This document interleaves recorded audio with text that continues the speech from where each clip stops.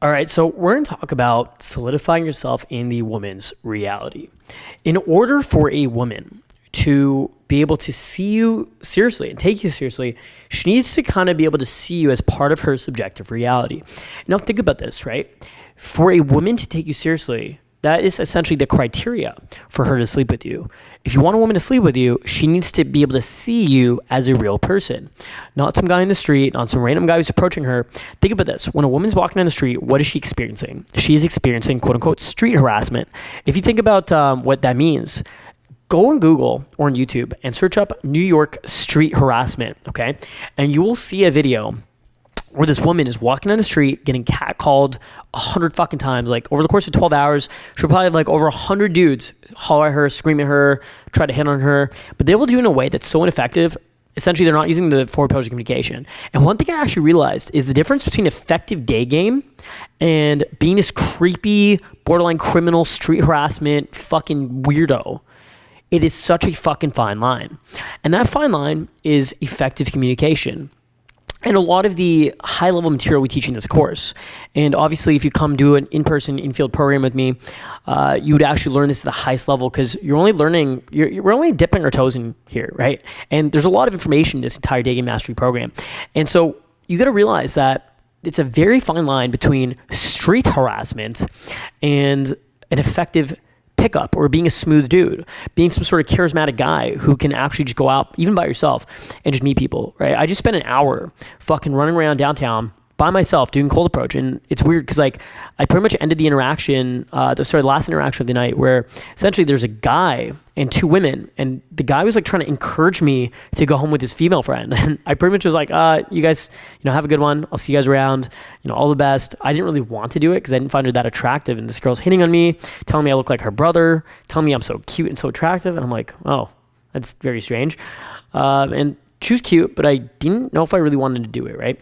And so what I found interesting is like in order to, make sure that the woman solidifies you in her reality, you need to do a few things. Well, first of all, you can demonstrate high value a ton, but one thing you can actually do is demonstrate a low value as well. So think about this. A lot of times, a lot of guys are just trying to brag and flex and DHV, demonstrate high value. Oftentimes when girls will ask me, things about me, I'll kind of just make jokes about it. So if they ask me how old I am, I'll be like, I'm 16, right? Or if they ask me what I do for work, I'll tell them I'm a lighter repairman, right? Or I'll tell them I work at McDonald's. I sweep the floor at McDonald's, and like I'll just like make up dumb jokes, and I'll pretty much tell them like I sweep the floors at McDonald's, and if you ever need a discount, I get a 10% discount on Happy Meals. And so like I'll say in a way that's just so like flirtatious and funny.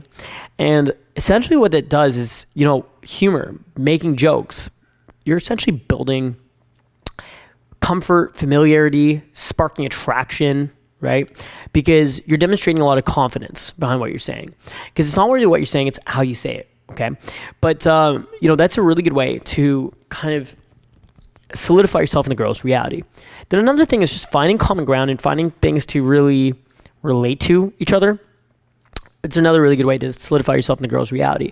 Because again, if the woman can't see you as part of her market demographic, if she can't see you as part of a guy where it just makes sense that she would go for, she's probably not going to go for you. And you're going to pretty much get friend zoned, right? So it's not so black and white. Like, you don't need to, necessarily look like every single guy she's hooked up in the past. But hey, if you did look like her ex-boyfriend or her last like 5 boyfriends, yeah, there's probably a very high chance she's going to hook up with you and just go for you very easily right away. Right? But what's interesting is like you don't necessarily need to do that. You just need to be able to make her feel that you are part of her reality, okay? And that it makes sense. It just needs to kind of make sense. You need to kind of solidify yourself in her reality.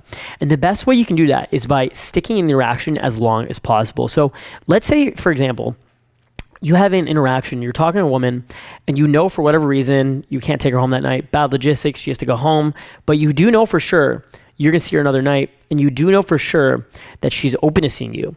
Well, it's in your best interest to push that interaction as long as possible and give her a very large range of emotions, maybe venue change or, bar hop or whatever the fuck it is, or, bounce at as many different locations as possible. So that way you're further solidifying yourself in the reality, right? Because instead of you being the guy who met her at the fucking mall, now you're the guy who met her at the mall, took her to Starbucks, took her on a walk, maybe went for a walk in the park, grabbed her Instagram or her number in the park, and then you walked her to her Uber, right? And so now you've solidified yourself a little bit more than just being the guy who approached her at the mall and got her Instagram, right?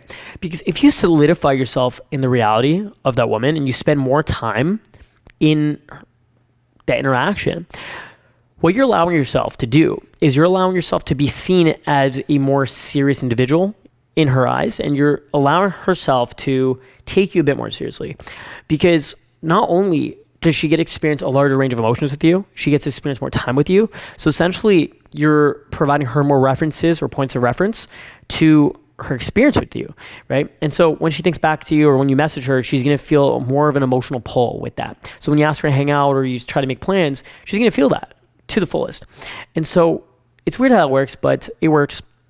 And you got to realize that in order for you to lower the flake rate and lower the chances of her flaking on you and increase the chance of her actually coming to meet up with you, solidifying yourself in the girl's reality through, building comfort, spending time in the interaction, and also just through like being a normal kind of relatable human being is going to allow you the highest levels of success in, pursuing the interaction to the next time you guys hang out.